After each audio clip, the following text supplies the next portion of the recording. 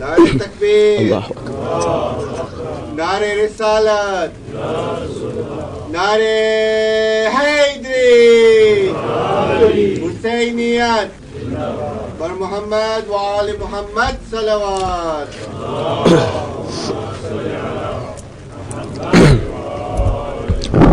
أعوذ بالله من الشيطان اللعين الرجيم. بسم الله الرحمن الرحيم. لا حول ولا قوة إلا بالله العلي العظيم. حسبنا الله ونعم الوكيل. نعم المولى ونعم النصير.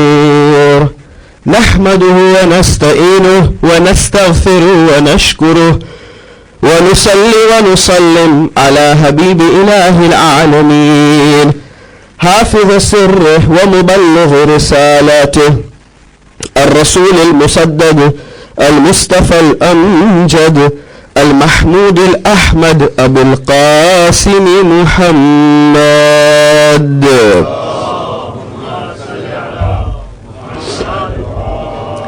وبآله الطيبين الطاهرين المعصومين صلوات الله عليهم أجمعين ولعنة الله على أعدائهم ومنكر فضائلهم وغاصب حقوقهم من الأولين والآخرين من الآن إلى قيام يوم الدين. أما بعد، ولعن الله أمة أسرجت وألجمت وتنقبت لقتالكم. صلوا على محمد وآل محمد.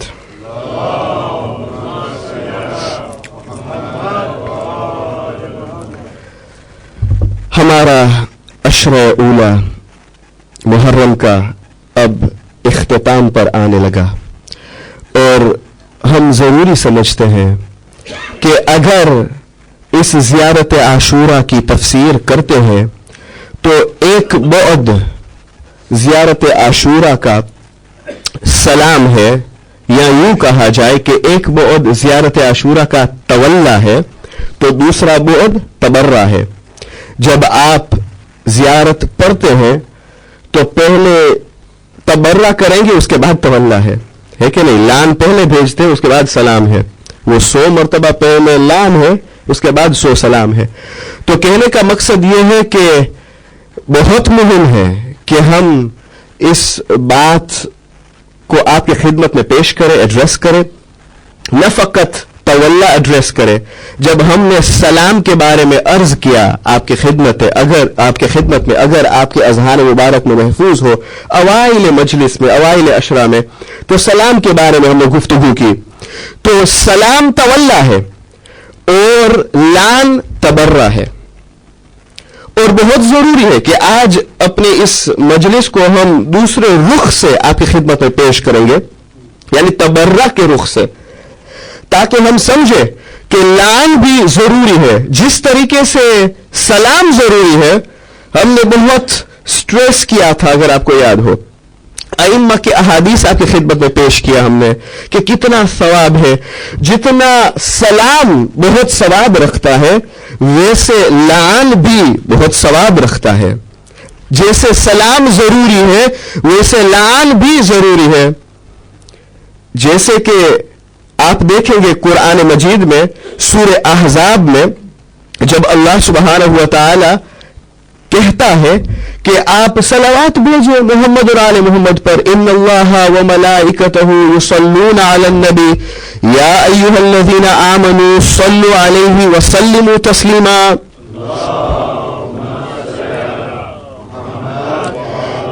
اس آیت کے بعد فوراً خداوند کریم کہتا ہے ان الذین یؤذون اللہ ورسولہ لعنہم اللہ فی الدنیا والآخرہ وأعد لهم عذابا مہینا.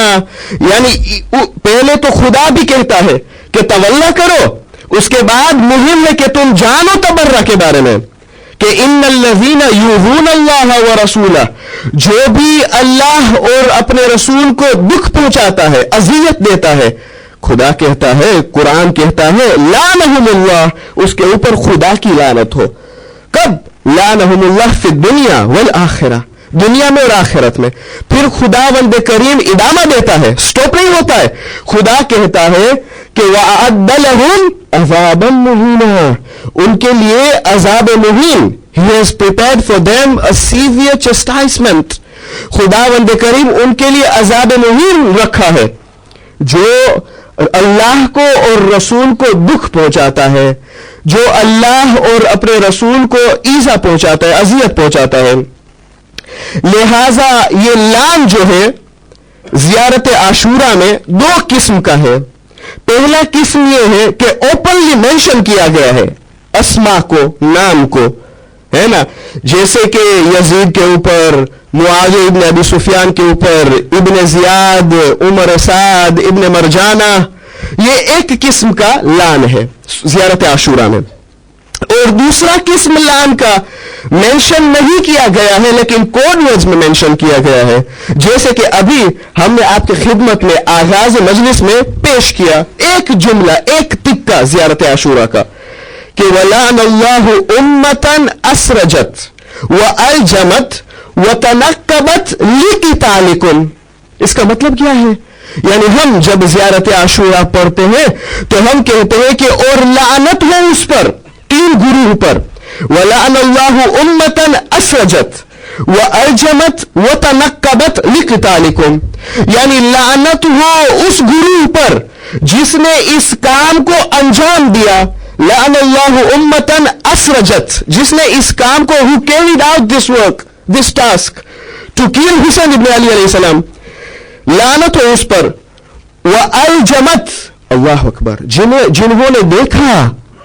وَأَلْجَمَتْ وَتَنَقَّبَتْ, اور جو خاموش رہے, یعنی انہوں نے دیکھا پہلے, اس کے بعد خاموش رہے. لِقِتَالِكُمْ, آپ کے قتل پر یہ خاموش رہے, لہذا ان کے اوپر لعنت ہو. اب جب ہم کہتے ہیں کہ لعنت ہے نا, تو لوگ آبجیکٹ کرتے ہیں, لوگ اعتراض کرتے ہیں کہ آپ کیوں لعنت بیچتے ہیں, شاید خدا ان کو معاف کرے. یہ ان کا آبجیکشن ہے نا, کہ شاید خدا ان کو معاف کرے. آپ کیوں آبجیکٹ کرتے ہیں؟ آپ آبجیکٹ مت کریں, یہ ان کا اعتراض ہے. ایک فارسی شاعر نے اپنے الفاظ میں بہت اچھی طریقے سے کہا. اس نے کہا کہ اگر تم کہتے ہو کہ یزید کو خدا شاید معاف کرے, تو مجھے بھی اجازت دو کہ میں نے ایک مرتبہ لعنت بھیج دی, دوبارہ لعنت بھیج دوں, شاید خدا مجھے بھی معاف کرے, شاید خدا مجھے بھی معاف کرے. اگر اس نے اتنا بڑا جرم کیا, خدا اس کو شاید معاف کرے, تو مجھے بھی لعنت بھیجنے دو, شاید خدا مجھے بھی معاف کرے. دیکھیے, کوئن کا دو سائیڈ ہوتا ہے نا, ایک کوئن کا. جب آپ کے پاس ایک کیس آتا ہے, ایک کیس جب پیش کیا جاتا ہے, تو ججمنٹ دینے سے پہلے ہم کیا کہتے ہیں کہ بیجا طرف تھی پن سامبرو.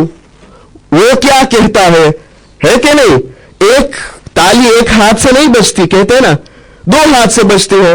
تو ہم دوسری طرف سے بھی سننا چاہتے ہیں. بس ویسے ہی جیسے کہ ہمارے پاس ہمارے دین میں اگر تولا ہے تو تبرہ بھی ہے.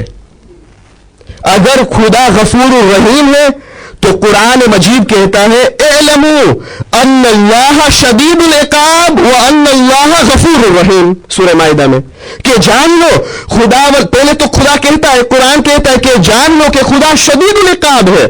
خدا is very severe in punishing and Allah is also oft forgiving. یعنی فقط غفور الرحیم نہیں ہے, یہ صحیح ہے کہ غفور الرحیم ہے, لیکن خدا شدید العقاب بھی ہے, فقط غفور الرحیم نہیں ہے. ہم سوچتے کہ بس فقط غفور الرحیم ہے. اگر انسان نے اپنے باؤنڈریز کو کراس کر لیا تو یہ کوئی ملک بھی اجازت نہیں دیتا ہے کہ آپ کو چھوڑ دے گا. ابھی آپ اپنی گاڑی ڈبل لائن میں رکھیں, اور اگر وارڈن نے دیکھ لیا, چاہے رات ہی کیوں نہ ہو, آپ کو 60 پاؤنڈ فائن ملے گا, ہے کہ نہیں؟ کیوں؟ کیونکہ you have crossed the limitation. کیونکہ آپ کو یہ پینالٹی ملتی ہے. کیوں؟ کیونکہ آپ نے حکم کو اور آپ اوبیڈینٹ نہیں بنے. بس ویسے یہ طغیان جو دشمنان اہل البیت نے کیا ہے، طاغوت یا طغیان، بلکہ ایک دعا ہے جو مولائے متقیان امیر المومنین علی بن ابی طالب صلوات اللہ وسلام علیہ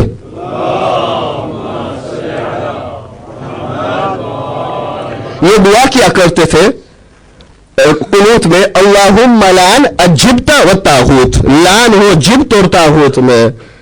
اور اس کا مطلب بھی ہے کوڈ ورڈز میں، باطنی معنی بھی ہے کہ جبت کون ہے، طاغوت کون ہے. کہنے کی ضرورت نہیں ہے ممبر سے، لیکن جبت بھی ہے کوئی اور طاغوت بھی ہے کوئی. طاغوت جب آپ پانی بھرتے ہیں نا ایک بکٹ پہ، جب پانی اوور فلو ہوتا ہے اس کو کہتے طاغوت. جب ایک انسان اپنے حد سے گزرتا ہے، اوور لمٹ کرتا ہے، گنہگار تو سب ہے، لیکن اگر کوئی اوور لمٹ کرتا ہے حد سے زیادہ، اس کے بعد اس کو طاغی کہا جاتا ہے، طاغوت کہا جاتا ہے. یہ شیطان کا نام ہے. دشمنان اہل بیت نے اتنا ظلم کیا کہ قابل معاف بھی نہیں ہے. اور قرآن نے اوپنلی رکھا، قرآن نے اوپنلی کہا کہ جو بھی گناہ کرے گا، جو بھی ظلم کرے گا، تو جان لو ان اللہ اعلموا ان اللہ شدید العقاب وان اللہ غفور الرحیم.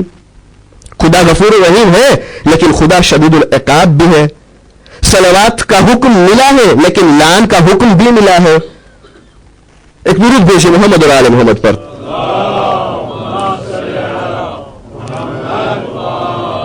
بار دیگر باواز بلند صلوات پڑھیے.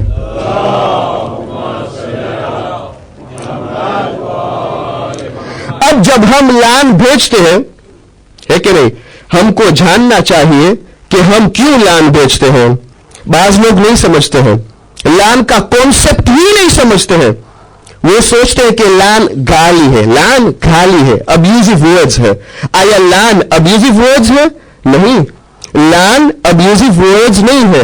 مگر ایسا نہیں ہوتا ہے کہ جب آپ کسی سے کچھ کہتے ہیں تو وہ آپ سے کہیں گے بس وہ کام مکی دوش نہ، بس برا لگتا ہے نا، بعض لوگ کو جلدی برا لگتا ہے، تو بس ہمیں مارا تھی سہن نتی تھا. جب وہ ایسے کچھ کہتا ہے تو سامنے والا کہتا ہے کہ میں تمہیں گالی تو نہیں دی، میں نے فقط تم سے کہا ہے، کیوں تمہیں برا لگا، ہے کہ نہیں. تو گالی نہیں ہے، بعض اوقات گالی نہیں ہے، لیکن فقط انسان کہتا ہے، کسی کو برا لگتا ہے. تو لعن بھی یہ جو ٹرانسلیٹ اور ترجمہ کیا گیا ہے کرز، یہ ایکوریٹ اور اپروپریٹ ورڈ نہیں ہے انگریزی کا. کرز، لعن کا کوئی انگریزی کا ورڈ ہے ہی نہیں، کوئی انگریزی ورڈ نہیں ہے لعن. لعن کا مطلب ہے رحمت سے دور. یعنی ان لوگوں نے اتنا بد فعل اور اتنا برے طریقے سے انجام دیا ہے اپنے کام کو کہ now they don't deserve to get the رحمہ of اللہ سبحانہ و تعالی. اس کا مطلب ہے لعن کوئی بری چیز نہیں ہے. they don't deserve، یعنی ہم دعا کرتے ہیں، we invoke to اللہ سبحانہ و تعالی لعن to فلان and فلان and فلان because these people ان کے افعال اتنے برے تھے. اب ہم دعا کرتے ہیں، we are invoking to اللہ سبحانہ و تعالی that this so and so they do not deserve to get رحمہ of اللہ سبحانہ و تعالی ان کے افعال کی وجہ سے. دوسرا سوال، آیا قرآن مجید میں خداوند کریم نے خود لعن بھیجا ہے؟ ہاں، خدا نے لعنت بھیجی ہے. ہم جانتے ہیں کہ قرآن مجید ایک ریسپیکٹفل بک ہے کہ نہیں. سورہ یوسف جیسا سورہ اتنا احتراماً خداوند کریم نے پیش کیا ہے اس سورے کو، ہے کہ نہیں، بہت اچھی طریقے سے پیش کیا ہے سورہ یوسف کو. یعنی احتراماً، مثلا تیمم کی جب آیت آتی ہے تو کہتے او لامستم النساء، جب تمہیں غسل کی ضرورت پڑے اور اگر تم نے عورت کو ٹچ کیا ہو، او لامستم النساء. اب اس کا مطلب کچھ اور ہے، فقہاء نے سمجھایا ہے ہمیں، لیکن ریسپیکٹفلی قرآن ہمیں سمجھاتا ہے. تو ویسے ہی قرآن ایک ریسپیکٹفل بک ہے.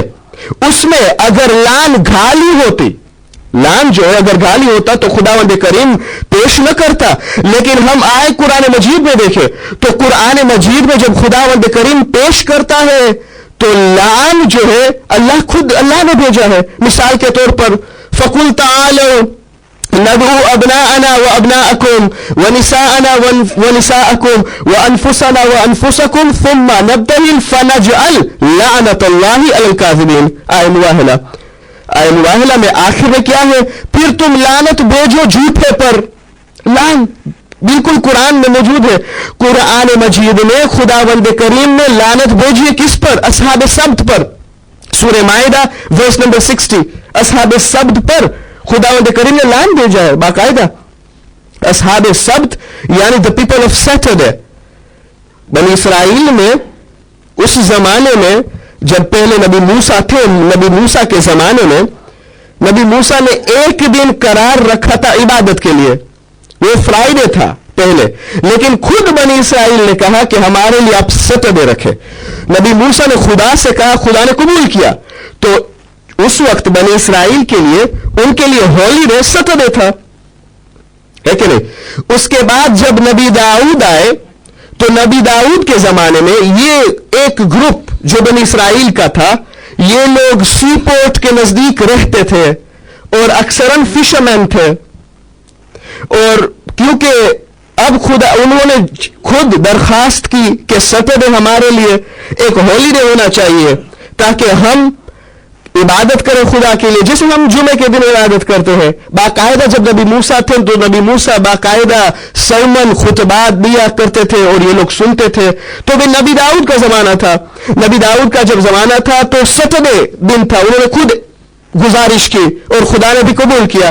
لیکن خداوند کریم نے ان کے لیے ایک حکم رکھا تھا. اور کیا حکم تھا؟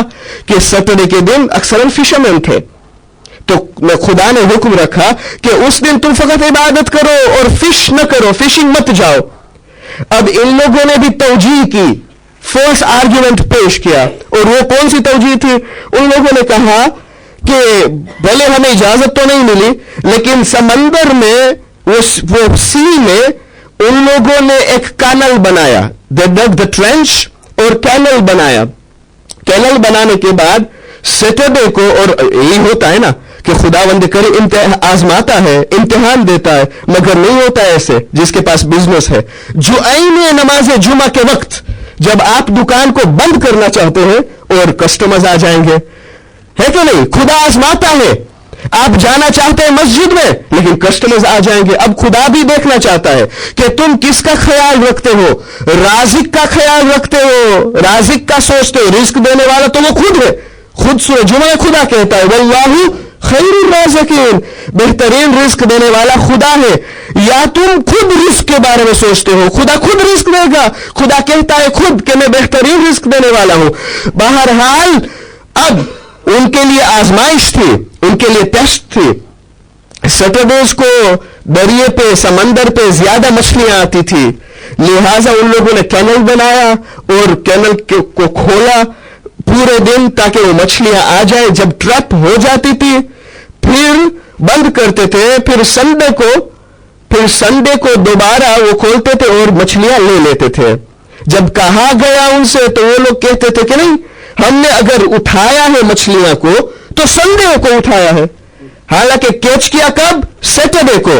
جیسے کہ آج کے زمانے میں ہم مرجع کو سوال بھیجتے ہیں، ہے کہ نہیں؟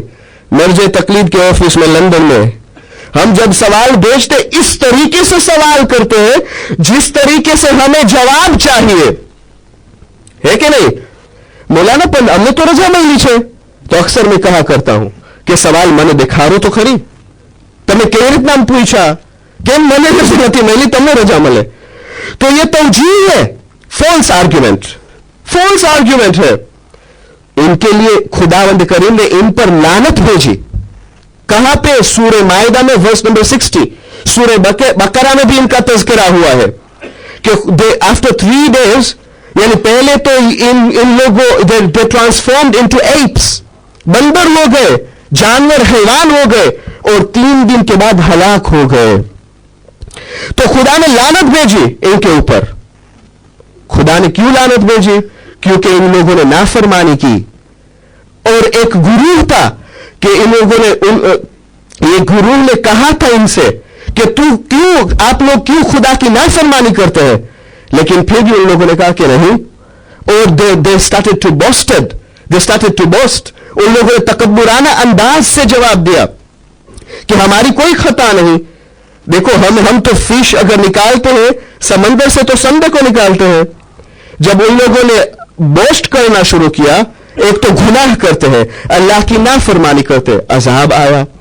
तो मोहतरम सामीन, ये लान जो है ये एक तबर्रा है. खुदा ने खुद तबर्रा किया, तवल्ला किया. तवल्ला वाजिब है, तबर्रा भी वाजिब है.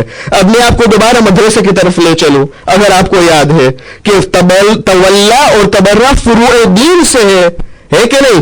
क्या कि ये जो दीन के ब्रांचेस है वो 10 है. शुरू होता है नमाज से और आखिर होता है तबर्रा से. तवल्ला और तबर्रा यानी अहलुल बैत के दोस्तों के साथ दोस्ती रखना है तवल्ला, और अहलुल बैत के दुश्मन के साथ दुश्मनी रखना है तबर्रा. खुदा ने खुद बरात की सूरह तौबा में, बरात खुदा ने हुक्म दिया बरात की. तो कहने का मकसद यह है कि जब हम लानत भेजते हैं और लोग एतराज करते हैं, तो हम लोगों ने लानत का माना नहीं समझा कि लानत है क्या. लानत गाली नहीं है. हम लानत जब करते हैं तो हम किसी को गाली नहीं देते हैं. They don't deserve the रहमा of Allah subhanahu wa ta'ala. दूसरी चीज बहुत ध्यान रखना चाहिए कि जब हम लानत भेजते हैं तो हमें ये जानना चाहिए जिस पर हम लानत भेजते हैं उनके अफआल ऐसे थे, इसीलिए हम लानत भेजते हैं. यानी अगर हम यजीद के ऊपर लानत भेजते हैं, यजीद का काम था गैम्बलिंग, तो हम खुद गैम्बल न करें. हम यजीद के ऊपर लानत भेजते हैं क्योंकि वो खुदा की नाफरमानी करता था, मलऊन गैम्बलर था. तो अगर हमारे पास वो गैम्बलिंग का स्किल्स है और हम खुद गैम्बल करते हो, अगर हम खुद म्यूजिक सुन रहे हो और हमें पता है उमर साद को म्यूजिक बहुत पसंद था और बहुत म्यूजिक सुनता था, और हम उमर साद के ऊपर लानत भेजे क्योंकि वो म्यूजिक सुनता था, और हम खुद म्यूजिक सुन रहे हो. जैसे कि हजरत मोहम्मद मुस्तफा सल्लल्लाहु अलैहि वसल्लम ने फरमाया,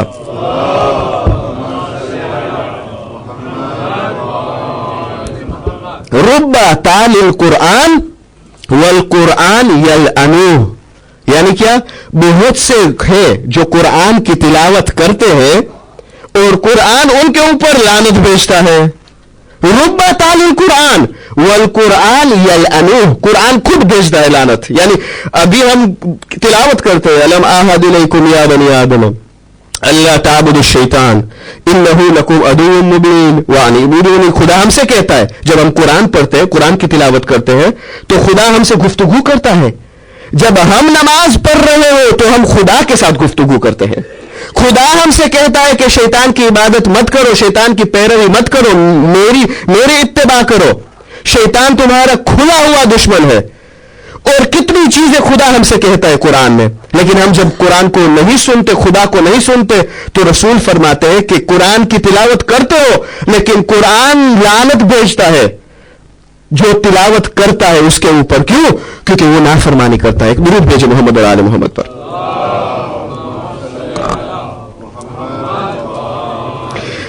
बारी दिगर बाबा से बुलंद सलवात पढ़िए.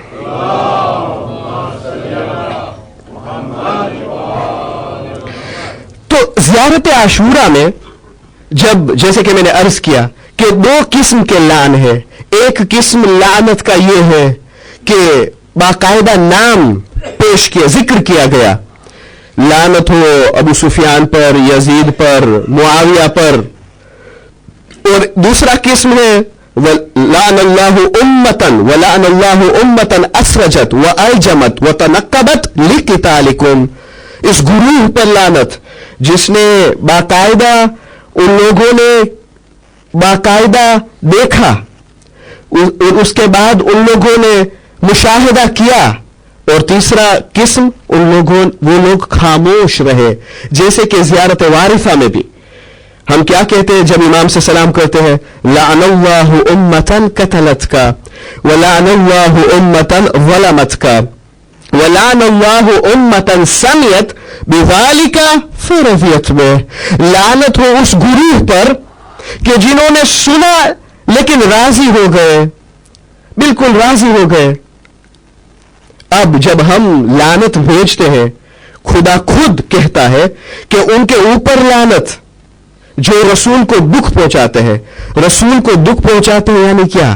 یعنی آپ جب کسی کے بیٹے یا کسی کی بیٹی کو دکھ پہنچائے تو کیا باپ کو دکھ نہیں پہنچتا ہے؟ جب فاطمہ کو کوئی دکھ پہنچاتا ہے تو کیا رسول کو دکھ نہیں پہنچتا ہے؟ مگر رسول نے نہیں فرمایا احب اللہ من احب حسینہ، جس نے حسین کو پسند کیا اس نے خدا کو پسند کیا. مگر رسول نے نہیں فرمایا فاطمہ تو بضعۃ منی، فاطمہ میرا جگر کا ٹکڑا ہے. جس نے بھی فاطمہ کو اذیت پہنچائی اس نے مجھے اذیت پہنچائی، اور جس نے مجھے اذیت پہنچائی اس نے خدا کو اذیت پہنچائی، اور جس نے خدا کو دکھ دیا فقد کفر، وہ کافر ہو گیا. عزادارو، ان لوگوں نے رسول کو دکھ پہنچایا. فاطمہ کو دکھ پہنچانے سے رسول کو دکھ پہنچایا، اور رسول کو دکھ پہنچانے سے خدا کو دکھ پہنچایا. یہ بہت مہم ہے. جب ہم کہتے ہیں کہ یہ لوگ وہاں پہ موجود تھے، باقاعدہ ان لوگوں نے دیکھا، تو ہمیں درس یہ ملتا ہے کہ آج بھی آئے ہم زیارت عاشورہ کو لے اور اس جملے کو لے اور ہم آج کی زندگی پر ہم پیادہ کریں، اپلائی کریں، تو ہمارے لیے درس یہ ملتا ہے کہ آج بھی اگر کچھ غلط ہوتا ہے تو ہم خاموش نہ رہیں. اگر ہم خاموش ہیں تو ہمیں شمار کیا جائے گا ان لوگوں کے ساتھ. کیوں؟ کیونکہ خاموشی رضایت کی نشانی ہے کہ نہیں؟ خاموشی رضایت کی نشانی ہے. انسان جب خاموش ہے تو وہ راضی ہے. مگر امام علی علیہ السلام نے نہیں فرمایا، امام نے فرمایا ہے کہ قوم ثمود ایک قوم تھی نا، ان کا نبی کون تھا؟ نبی صالح. اور وہ رہتے تھے کہاں؟ حجاز اور شام کے بیچ میں. اور جب نبی صالح گئے، نبی نے تبلیغ کی اور ان لوگوں نے نہیں سنا نبی کو. پہلے تو وہ کہتے تھے، پہلے تو بہت عزت دیا کرتے تھے. جب نبی نے تبلیغ کرنا شروع کیا تو بعد میں وہ کہنے لگے ہم تو آپ کی عزت کرتے تھے، بہت آپ سے مشورت لیا کرتے تھے، لیکن اب جب، کیونکہ وہ آئیڈل ورشپرز تھے، اب جب آپ حملہ کرتے ہمارے خدا پر اور اپنا دین لانا چاہتے ہیں، ہم اس بات کو قبول نہیں کریں گے. وہ لوگ برا مان گئے. لہذا ان لوگوں نے صالح پیغمبر سے کہا کہ اے صالح، اب آپ ہمارے لیے معجزہ لائے. نبی صالح نے معجزہ پیش کیا اور وہ ناکہ آئی. جب ان لوگوں نے کہا کہ پہاڑ سے ناکہ آئے اور ناکہ آئی، جب شی کیمل آئی، ان لوگوں نے باقاعدہ دیکھا جس ملعون نے اس قوم سے جس نے اس ناکے کو ذبح کیا، سلوٹر کیا، فقط ایک شخص تھا. اس لیے تو مولا متقیان فرماتے ہیں قوم سمود سے فقط ایک شخص نے ناکے کو ذبح کیا، پوری قوم نے ناکے کو ذبح نہیں کیا.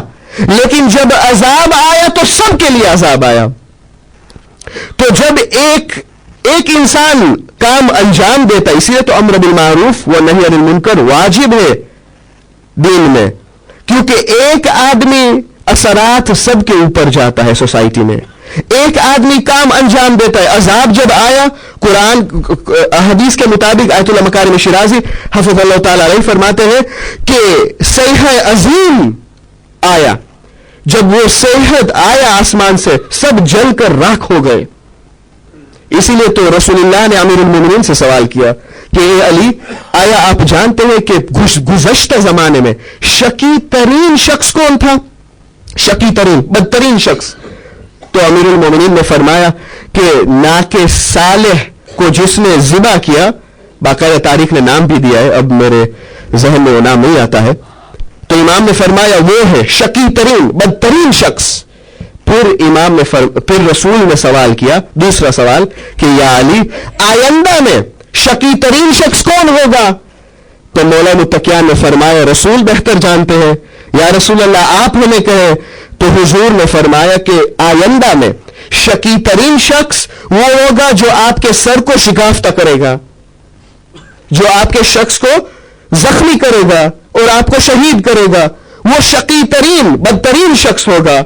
تو علماء کرام لکھتے ہیں کہ حضور نے فرمایا کہ یہ گزشتہ زمانوں کے لیے وہ عذاب تھا جو صیحہ عظیم آیا آسمان سے اور سب کے لیے عذاب آیا. اور سب کے سب فنا ہو گئے اور فانی ہو گئے. وہ آئندہ قوم کے لیے ان کے لیے عذاب پتہ ہے کیا ہوگا؟ ان لوگوں نے آپ کو زخمی کریں گے اور آپ کے سر کو شگافتہ کریں گے. ان کے لیے اگر عذاب آئے گا تو وہ عذاب ہوگا بنی امیہ. بنی امیہ ان کے لیے حاکم ہو جائیں گے. ان کا عذاب ہوگا بنی امیہ جب آپ کے سر کو وہ شگافتہ کریں گے. محترم سامعین، درس یہ ملتا ہے کہ جب سوسائٹی میں، سماج میں اگر امر بالمعروف تو اسی لیے واجب ہے نا کہ سماج میں اگر ایک شخص ایک کام انجام دیتا ہے سب کے اوپر اثرات جاتے ہیں. سب کے اوپر اثرات جاتے ہیں. جیسے کہ ابھی مجھے میرے استاد کا ایک واقعہ یاد آ رہا ہے کہ وہ فرماتے تھے کہ ایک مرتبہ میں ایروپلین میں، جہاز میں سوار ہو گیا اور مجھ سے کہا گیا کہ ایئر کرافٹ سے، سب سے کہا گیا، پیسنجر سے کہا گیا کہ ایئر کرافٹ سے وہ دوبارہ خارج ہو جائے، دوبارہ باہر نکلے. ہم سب باہر گئے تو میں نے کیبن کرو سے پوچھا کہ پرابلم کیا ہے، تو ان لوگوں نے کہا کہ مینڈک جو ہے، سوسک، کاکروچ، وہ پروپیلر میں چلا گیا. تو بہت خطرناک ہے کیونکہ وہ کہتے ہیں اپنی کتاب امر بالمعروف و نہی عن المنکر، البتہ فارسی میں ہے، وہ کہتے ہیں کہ میں نے سوچا ایک مرتبہ اور میں نے غور و فکر کیا کہ ایک مینڈک ہمارا پورا پروگرام خراب ہو جائے، ہماری فلائٹ کو بھی پوسٹپون کی جائے، ہمیں ٹرانزٹ لوج میں رکھا جائے. میں نے سوال کیا تو مجھ سے کہا گیا کہ یہ مینڈک اگر وائرز کو کھا جائے، وائرز کو، تو بہت مشکل ہے. اگر سیم کو کھا جائے بہت مشکل ہے، بہت خطرناک ہے. تو ایک مینڈک کی وجہ سے وہ پھر مثال دیتے ہیں، اپنا پرسنل ایکسپیرینس دیتے ہیں، وہ اپنا تجربہ دیتے ہیں. وہ کہتے ہیں کہ ایک مینڈک کی وجہ سے ہمارا پورا پروگرام تباہ ہوا. ویسے سماج میں اگر ایک گنہگار ہے اور کچھ لوگ خاموش ہوتے ہیں تو پھر ہوتا ہے کیا؟ سماج بگڑتا ہے. اچھے لوگوں کی دعائیں قبول نہیں ہوتی ہے.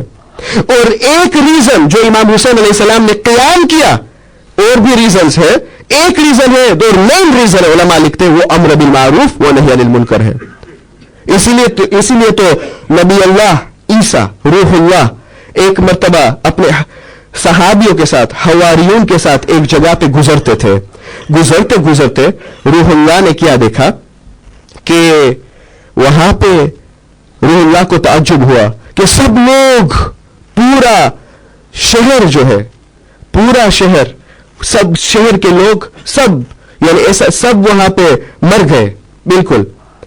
تو حواریون نے کہا عیسیٰ سے کہ ایسا لگتا ہے کہ یہاں پہ عذاب آیا ہے، کیونکہ اگر طبیعی موت آئی ہوئی ہوتی تو ایک دوسرے کو وہ دفن کرتے، لیکن سب کے سب مر گئے.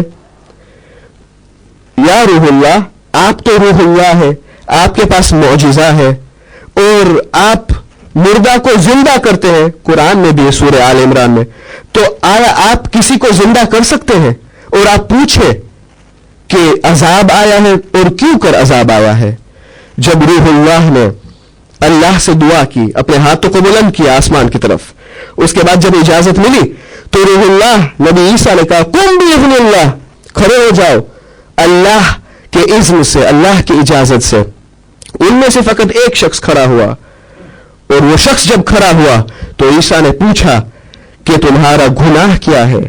کہا آیا یہاں پہ عذاب آیا ہے؟ کہا عذاب آیا ہے. کہا گناہ کیا تھا؟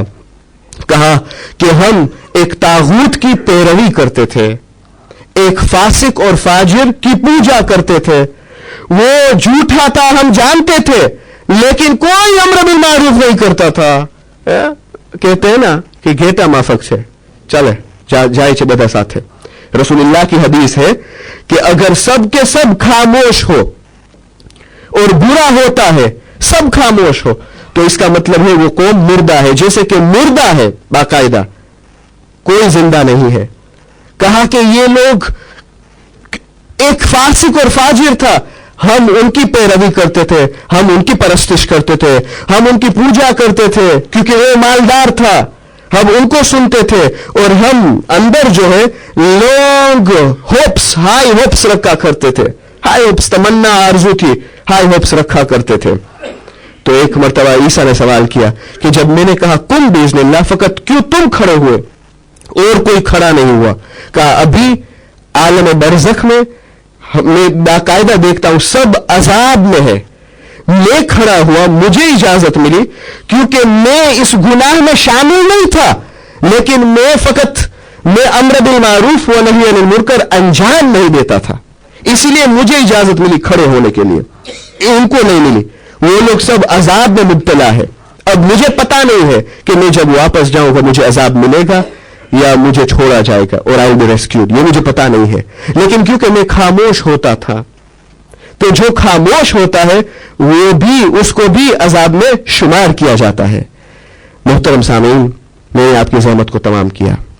آج ماہ محرم کی 10ویں رات آ گئی، عاشور کی شب، قیامت سے کم نہیں ہے یہ شب، واقعاً بہت سخت ہے۔ جب انسان سوچتا ہے کہ آج کی شب مصیبتیں، 2 مصائب پڑھنے ہیں، ایک شب عاشور کے مصائب اور ننھے مجاہد علی اصغر کے مصائب۔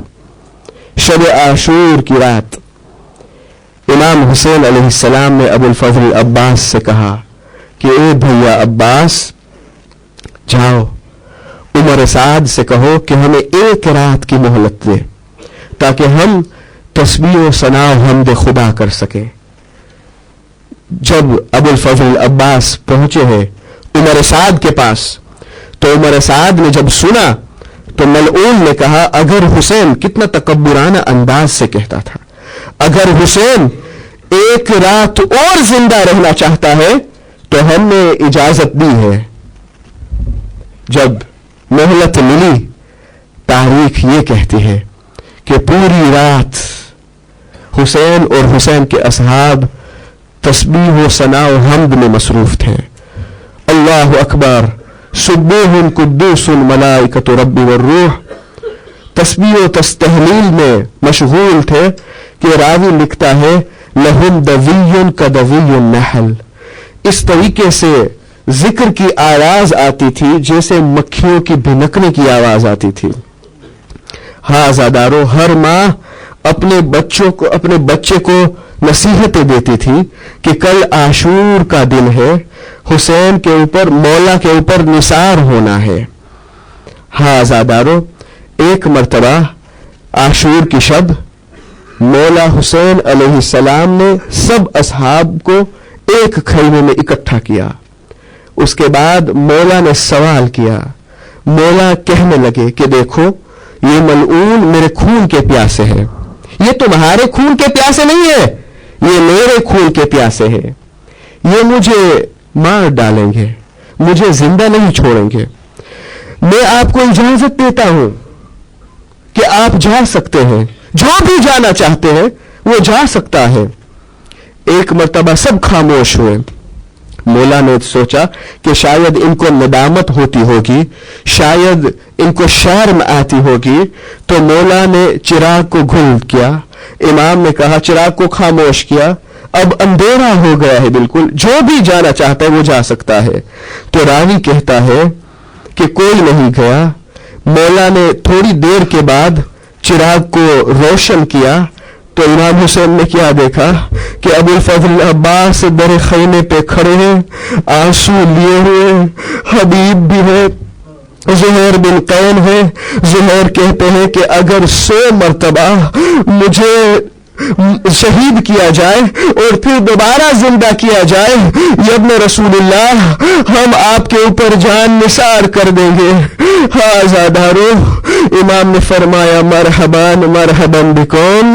امام نے کہا، امام اپنے دست مبارک سے 2 انگلیاں سے امام نے کہا اے حبیب دیکھو جنت میں یہ تمہارا مقام ہے، اے ہلال دیکھو جنت میں یہ تمہارا مقام ہے۔ ایک ایک کو اپنا مقام امام نے دکھایا۔ اس کے بعد راوی لکھتا ہے کہ امام نے عاشور کی شب تھی، امام نے اپنے خیمے کو چھوڑا، امام میدان کی طرف جاتے ہیں عاشور کی شب۔ امام جب جاتے تھے تو ایک مرتبہ امام نے آہٹ کی آواز سنی، امام کو تعجب ہوا، امام نے ایسے محسوس کیا کہ جیسے کوئی پیچھے پیچھے آ رہا ہے۔ جب مڑ کے دیکھا، امام نے پوچھا کون ہے؟ امام نے جب آہٹ سنی تو ہلال نے کہا مولا میں ہوں، مولا میں بس آپ کی حفاظت کے لیے آیا ہوں، ایسا نہ ہو کوئی آپ پر حملہ کرے۔ ایسے تھے اصحاب حسین، کہنے لگے میں آپ کی حفاظت کے لیے آیا ہوں۔ امام نے ہلال کے ہاتھ کو تھاما، ہلال کے ہاتھ کو پکڑا، پھر امام نے ہلال سے کہا ہلال آؤ میں تمہیں ایک چیز دکھاؤں۔ امام گریا کرنے لگے، عاشور کی شب تھی، قیامت کی رات ہے۔ آزادارو رو، آزادارو آپ کی آواز بلند ہو گئی ہے، زہرا کو پرسہ دینا ہے، امام حسین کو پرسہ دینا ہے، امام زمانہ کو اپنے جد کا پرسہ دینا ہے۔ آزادارو پتہ نہیں کون ہوگا سال آئندے، ورنہ ہم ہے اور یہ غم۔ وہ آزادارو ایک مرتبہ میرے مولا گریا کرنے لگے اور ہلال سے کہنے لگے اے ہلال تم جگہ دیکھتے ہو، وہ جگہ ہے جہاں علی اکبر کو شہید کیا جائے گا۔ اے ہلال تم وہ جگہ دیکھتے ہو، وہ جگہ ہے جہاں پہ میری سوکھی گردن پر چھری چلے گی۔ اے ہلال وہ جگہ ہے جہاں پہ میں ابو الفضل العباس کے بازو کو اٹھاؤں گا۔ آزادارو مولا ہلال سے کہنے لگے اور گریا کرنے لگے۔ ہلال مولا کو سنتے تھے لیکن ہلال نے کہا اے مولا آپ تو مجھ سے مخاطب ہو کر کہتے ہیں لیکن ایسا معلوم ہوتا ہے کہ جیسے ایک بیوی کی رونے کی آواز آتی ہے، وہ کون ہے جو روتی ہے؟ مولا نے فرمایا اے ہلال وہ میری ماں فاطمہ ہے، فاطمہ جنت چھوڑ کر آئی ہے مجھے رونے کے لیے۔ ہاں زادارو صبح عاشور جب نمودار ہوئی، ایک کے بعد ایک جاتا گیا۔ ہاں زادارو حبیب گئے، اول محمد گئے، قاسم کے پامال لاشیں بھی مولا اٹھا چکے، ابو الفضل العباس کے بازو بھی اٹھا چکے۔ ازادارو مولا حسین عاشور کے دن علی اکبر کے سینے سے برچھی کے پھل بھی نکال چکے۔ جب کوئی نہ رہا عاشور کا دن، مولا حسین اشکیا کے پاس گئے، گھوڑے پہ سوار ہو کے گئے، مولا خطبہ دینے لگے، حجت کو تمام کیا، متعدد خطبے دیے۔ پھر مولا نے کہا، مولا نے جب حجت کو تمام کیا تو ایک آواز مولا نے بلند کی، حل من ناصر ینصرنا حل من مغیث یغیثنا، آیا کوئی ہے جو میری نصرت کرے؟ آیا کوئی ہے جو میری استغاثہ کی آواز پر، اس صدائے استغاثہ پر جواب دے؟ ازادارو جب میرے مولا نے اس آواز کو بلند کیا تو ایک مرتبہ خیمے میں کوہرام مچ گیا، خیمے میں قیامت برپا ہوئی، بیبیاں رونے لگی۔ مولا حسین آئے خیمے میں، زینب سے سوال کیا زینب کیا ہوا؟ زینب نے کہا اے میرے ناجائے جب آپ نے استغاثہ کی آواز بلند کی، جب آپ نے کہا آیا کوئی ہے جو میری نصرت کرے، تو یہ شیر خوار بچہ اپنے آپ کو گھوڑے سے گرا دیا۔ مولا آئے خیمے میں، زینب سے کہا زینب اس بچے کو مجھے دو۔ رباب سے کہا رباب تمہارا دودھ بھی خشک ہو گیا ہے، لاؤ بچہ پیاسا ہے میں اس کو پانی پلاؤں۔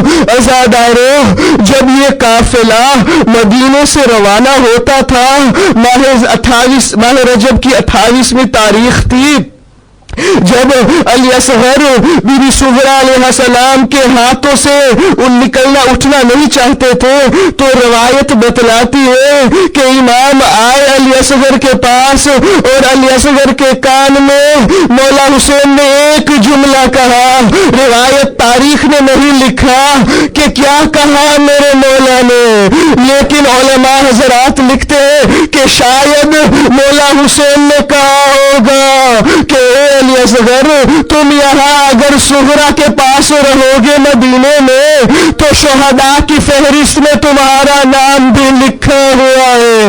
یا عجب نہیں، علماء حضرات لکھتے ہیں کہ مولا نے کہا ہوگا اے علی اصغر جب میں آواز استغاثہ بلند کروں گا تو کون میری آواز کو جواب دے گا، کون میری نصرت کرے گا. لہذا علی اصغر مکے امام کے گود میں آ گئے، امام کے ہاتھوں میں آ گئے.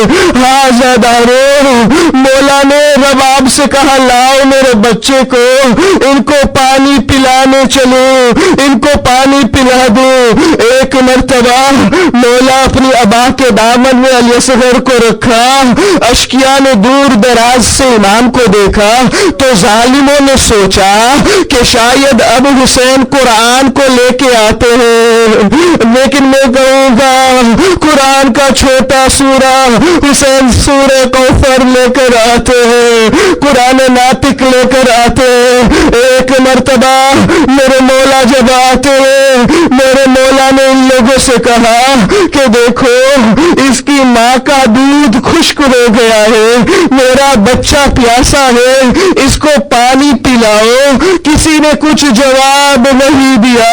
میرے مولا نے کہا اے علی اصغر تم بھی حجت خدا ہو، اگر تمہاری حجت کو تمام کرنا، کیونکہ مولا نے قوم اشقیاء سے کہا کہ اگر تم سوچتے ہو کہ حسین اس کے بہانے سے پانی پیے گا تو میں حسین اس بچے کو زمین پہ رکھتا ہے، اس شیرخوار کو زمین پہ رکھتا ہے، تم خود آ کر پانی پلا دو.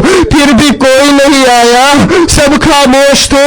لیکن روایتیں بتلاتی ہیں کہ قوم اشقیاء سے رونے کی آواز آتی تھی. عمر سعد ڈر گیا کہ بچہ جنگ جیت کے نہ چلا جائے. عمر سعد کے لشکر میں تہلکہ مچ گیا. ایک مرتبہ میرے مولا نے کہا اے میرے لال تم بھی حجت خدا ہو، حجت کو تمام کرو. علی اصغر نے اپنی ننھی زبان، اپنی ننھی سوکھی زبان اپنے ہوٹ میں پھرانے لگے اور قوم اشقیاء کی طرف دیکھنے لگے کہ میں پیاسا ہوں، عزادارو. عمر سعد ڈر گیا. عمر سعد نے کہا این حرملہ، این حرملہ. قبل از ان کے یہ بچہ جنگ جیت کے چلا جائے حرملہ کو بلایا گیا. این حرملہ، این حرملہ اقطع کلام الحسین، حسین کے کلام کو قطع کرو. عزادارو آئے ہم رباب کو پرسا دے. مجھے یاد ہے میرے استاد کم میں اکثر کہا کرتے تھے کہ جب بھی مشکل ہو تو علی اصغر کا واسطہ دو، حاجتیں بہت قبول ہوتی ہے. میرے استاد کا یہ جملہ ہے کہ دستہائے کوچک گرہائے بزرگ را باز نکنے، یعنی چھوٹے چھوٹے ہاتھ لیکن بڑی بڑی مشکل کو آسان کرتی ہے. لہذا جب بھی خدا سے دعا کرو تو علی اصغر کے وسیلے سے دعا کرو، دعائیں قبول ہوتی ہے. عزادارو آئینہ حرملہ کو بلایا گیا. ہاں آپ نے ابھی مولانا سے سنا کہ تیر جو تھا 3 بھال کا تیر تھا، 3 بھال کا تیر، اور ننا شیرخوار 6 مہینے کا بچہ. تیر کو کمان میں جوڑا گیا، نشانہ بنایا گیا علی اصغر کی گردن کو. ایک مرتبہ حرملہ نے جب نشانہ بنایا، پہلی مرتبہ تیر نشانے پہ نہیں گیا، دوسری مرتبہ تیر نشانے پہ نہیں گیا. عمر سعد کو بہت تعجب ہوا. عمر سعد نے کہا اے حرملا تم تو بہت اچھے تیر انداز ہو، کبھی بھی ایسا نہیں ہوا، آج کیا ہوتا ہے کہ تمہارے ہاتھ لرزتے ہیں اور تیر نشانے پر نہیں جاتا ہے؟ تو ایک مرتبہ حرملا ملعون نے کہا اے عمر سعد، جب بھی میں تیر نشانے پہ جوڑنا چاہتا ہوں تو اونچائی پہ مجھے ایک بیوی نظر آتی ہے، خیمے کا پردہ بار بار اٹھتا ہے اور گرتا ہے، مجھے ایسا لگتا ہے کہ یہ بچے کی ماں ہوگی جو پریشان حال بار بار خیمے کا پردہ اٹھاتی ہے اور گراتی ہے۔ عزادارو، کر سرزمین کربلا میں قیامت آ گئی، ملعون نے تیر کو کمان میں جوڑا، علی اصغر کی ننھی سی پھول سی گردن کو نشانہ بنایا گیا۔ ابھی ابھی آپ نے مولانا سے سنا، جب تیر آ کے لگتا ہے تو من اذن الی اذن، ایک کان سے دوسرے کان پہ نکلا، اب امام حسین علیہ السلام کے بازو کو چھید کے گیا۔ ایک مرتبہ تاریخ میں ملتا ہے کہ بچہ اتنا تڑپا جیسے پرندے کو ذبح کیا جاتا ہے، بچہ باپ کے ہاتھوں میں منقلب ہو گیا، حسین کے ہاتھ میں، حسین کے ہاتھ علی اصغر کے خون سے رنگین ہو گئے۔ عزادارو، علماء لکھتے ہیں کہ کتنا سخت تھا حسین کے لیے رباب کے پاس دوبارہ جائے اور رباب کو یہ بچہ دکھائے۔ ماں سے کہا تھا کہ جاتا ہوں پانی پلا دوں، لیکن اب ماں کو کیا جواب دیں گے حسین، اسی لیے کل آپ عمال میں یہ عمل انجام دیں گے حسین کا۔ جب آپ کل عمل انجام دیں گے 7 مرتبہ آگے جائیں گے، 7 مرتبہ پیچھے جائیں گے، 7 مرتبہ کہیں گے رغم بقضائہ و تسلیم الامر، انا للہ و انا الیہ راجعون۔ عمل عاشورہ میں آپ یہ عمل انجام دیتے ہیں، یہ مولا حسین کا عمل ہے۔ حسین 7 مرتبہ آگے گئے، 7 مرتبہ پیچھے گئے، عاشور کے دن سوچتے گئے کہ ماں کو کیا جواب دے گا۔ عزادارو، رباب سے پہلے سکینہ آ گئی، بابا علی اصغر کو پانی پلا چکے۔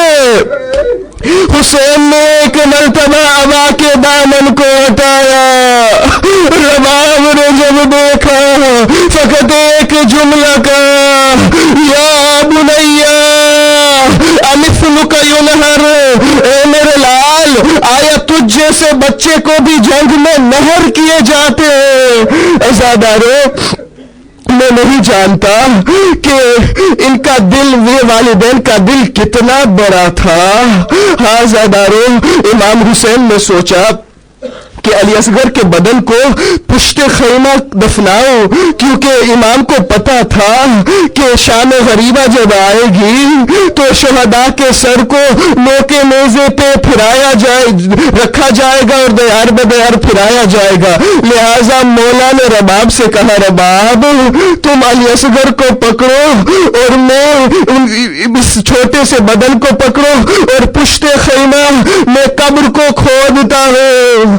عزادارو، کہ یہ والدین، ان کا دل کتنا بڑا دل تھا، میرے والدین قربان ہو رباب پر اور سید و آقا عبداللہ الحسین پر، لیکن قبر کھودنے سے پہلے علماء حضرات لکھتے ہیں کہ میرے مولا فرات کی طرف نگاہ کیا اور فقط ایک مرتبہ پکارا، عباس۔ میں کہوں گا مولا، آپ نے تو عباس کو، آپ نے خود عباس کے بازوؤں کو اٹھایا، اب آپ عباس کو کیوں پکارتے ہیں؟ عجب نہیں آواز دے جواب آئے کہ جب تاریخ کا میں نے مطالعہ کیا تب پتہ چلا کہ جب رسول کے فرزند ابراہیم کا انتقال ہوا تو رسول اللہ نے امیر المومنین سے کہا کہ یا علی تم اہتمام کرو غسل اور کفن کا. باپ کے لیے بہت سخت ہے کہ اپنے بیٹے کا غسل اور کفن کا اہتمام کرے. امام بتلانا چاہتے ہیں عباس کربلا میں دیکھو اے عباس اگر تم روتے تو غسل و کفن علی اصغر کا تم اہتمام کرتے, لیکن آج حسین اتنا مجبور ہے کہ خود قبر کو کھودتے ہیں. عزادارو جب علی اصغر کو پشت خیمہ سپرد خاک کیا ایک مرتبہ غریبی کے عالم میں ایک مرتبہ کوئی آتا ہے مولا کو سلام کرتا ہے السلام علیکہ یا سیدی و مولائی. مولا مڑ کر جب دیکھتے ہیں کہا کون مجھے غریبی کے عالم میں قابل سلام سمجھتا ہے, کہا میں قاصد سغرا ہوں, سغرا نے مجھے یہ خط دیا ہے. مولا نے جب خط کو پڑھا ہے تو خط میں لکھا ہوا تھا میرے بابا اکبر نے مجھے وعدہ دیا تھا کہ وہ مجھے آئیں گے لینے. اے بابا اب میرا چھوٹا بھائی علی اصغر اپنی گھٹنیوں میں چلتا ہوگا. میرے مولا نے قاصد سے کہا اے قاصد صغرا میری بیٹی سے کہو کہ جس اکبر کی بات کرتی ہے وہ اکبر کا لاشا وہاں پہ پڑا ہو, ان کے سینے میں سینہ لگا ہوا ہے, ہمیشہ کی نیند سویا ہوا ہے. اور جس علی اصغر کی بات کرتی ہے تو میری بیٹی سے کہو ابھی ابھی میں نے علی اصغر کو دفنایا.